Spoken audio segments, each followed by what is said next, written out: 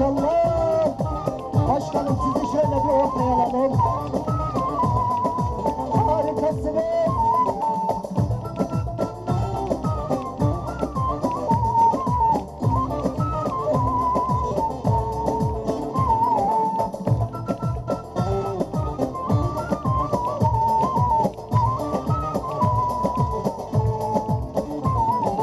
Şu dağlarda tepe kar yağıyor sepe sepe, gel yarim gel.